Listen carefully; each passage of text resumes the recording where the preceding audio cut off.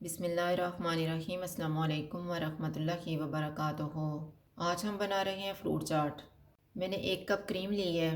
इसमें 3 table spoon रोज़ syrup डालेंगे, 1 teaspoon chaat masala.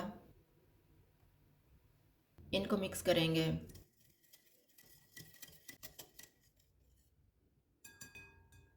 इसमें 1 कप सेब डालेंगे, 1 कप केला, आधा कप ब्लूबेरी, आधा कप स्ट्रॉबेरी, आधा कप कीवी, आधा कप पाइनएप्पल,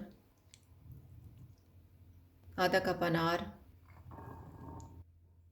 5 खजूरें, 2 टेबल स्पून किशमिश, 2 टेबल स्पून बादाम, 2 टेबल स्पून पिस्ता। इनको मिक्स करेंगे।